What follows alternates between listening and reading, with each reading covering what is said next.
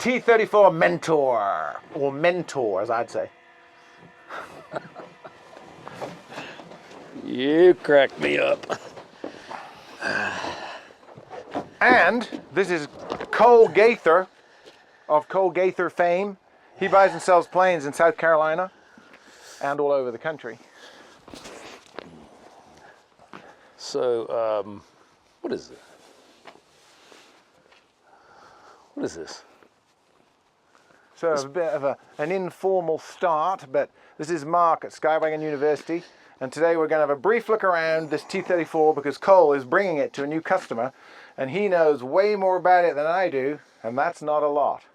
So we're going to talk about just numbers and stuff. So you flew it from where? I flew it from Charleston, South Carolina.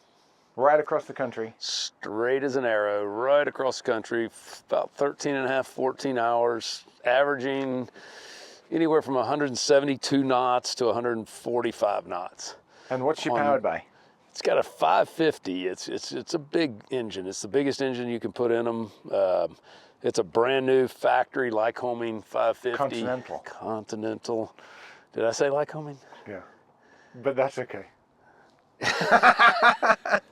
So yeah, bringing it across to a guy who wants to buy it on the west coast from the east coast. Yep.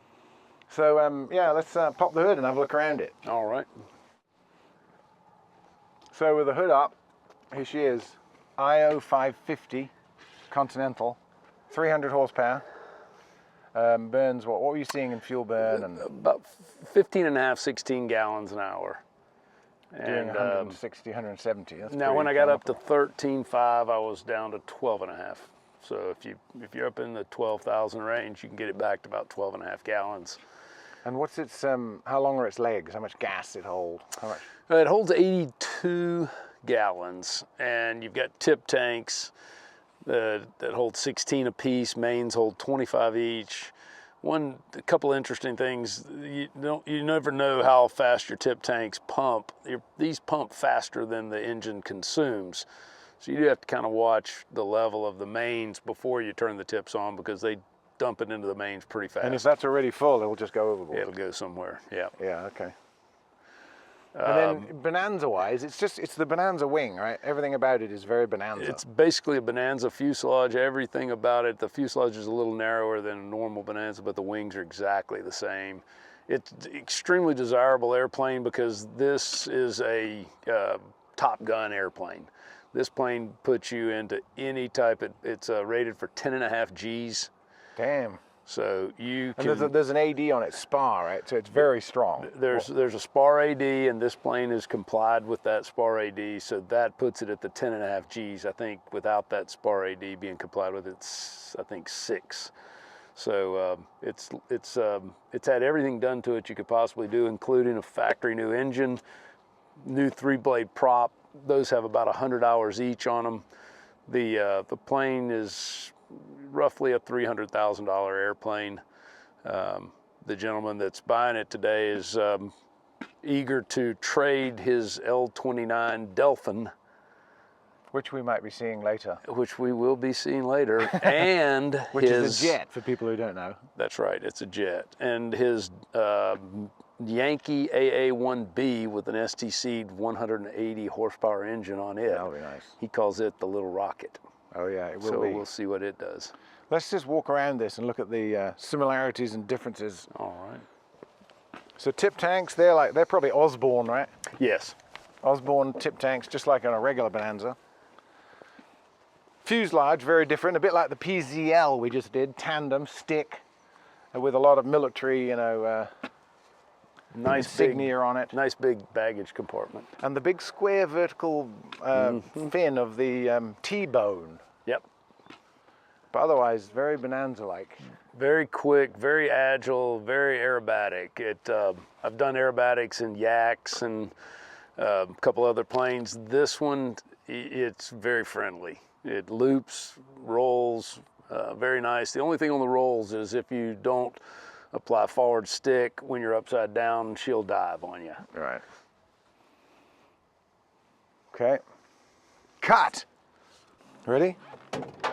We're rolling.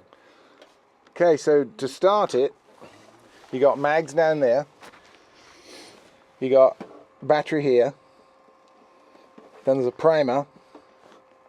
And the red cover is for the smoke. Yeah, you don't want to make smoke on the ground. You want to frighten people. It's equipped with a smoke tank. And then starter, throttle, prop, mixture, mags. Very conventional, just in different places. Normal instrumentation, a little bit of king down here. A stick, canted for a right-hander. And then the narrow tandem front seat cockpit of a military fighter trainer. With a nice view over the front too. Gears here. Audio panel is on the side, strange place for it. Trim. It's got rudder trim. And wing lift. Oh no, and so you can do your nose and your wing, and it's really interesting. It works really well. When it's trimmed out, you don't have to touch the stick. Oh really? It is on its own, but you'll have to trim the wing up and the nose left. So if you go up left wing, you go left nose. So you're coming up on the wing and going left on the nose to get it. You don't ever do both in the same direction. At least I don't. Nobody trained me. I just kind of played with it across the. I didn't have much else to do. Yeah, it's 16 hours of it. I was kind of bored. Yeah. So. Okay, good. Yeah, that's how she looks inside in the front. Fuel gauge for the tip tanks is down here, and your two switches. Where are the main fuel tank gauges? Main gauges are here, okay, and they don't work very good. Yeah. Heat, hot air, cold air, emergency gear extension, and emergency canopy release. Hopefully, I always wonder about that. You release a canopy. I always wonder why it doesn't belt the tail on the way off. Hopefully you never have to figure out how to use that. All right. All right. Why did y'all put on parachutes yesterday? Because I don't know. It's part of the seat. Yeah. Yeah. The seat's molded for the parachute, so if you don't have it, there's a gap. Oh, so you need it. Okay. Yeah. Okay, let's close her up.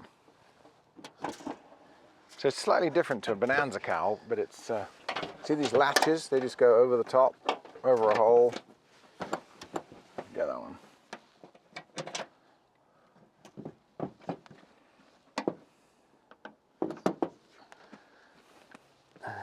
You ever walk into one of those? Oh yeah. I stood up. I don't know which is worse, walking into that or the wing of a Cessna. Well, I walked into the curled down tip of a mole. I stood up under it, expecting it to be Cessna height, and it cut my head open like someone had shot me. Oh God. What'd you do to your thumb? That's another story. Okay.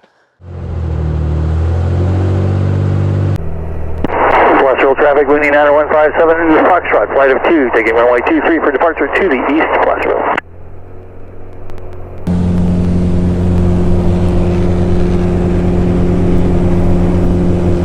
It's taking a lot of power to taxi. Is that normal? It's a little bit. Yeah, it takes. It's a heavy airplane, and yeah, with me and you in here, we're loaded. And here we go.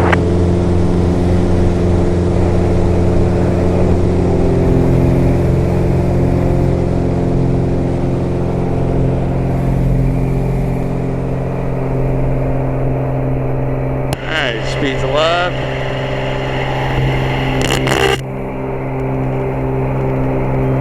Gear up.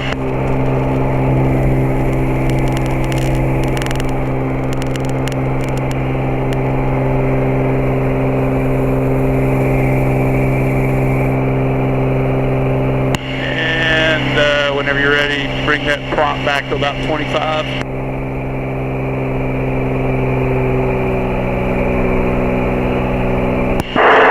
Traffic, 9157, Foxtrot has traffic in sight, left crosswind, departure Placerville. And then you can bring the mixture Yeah, back, Placerville traffic, back to about 18.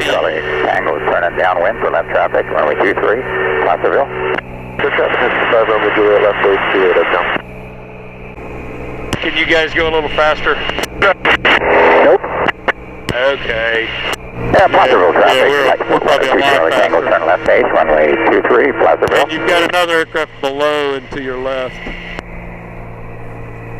little yellow airplane. That's probably what they're looking for. If you guys could get in front of us, that'd be great.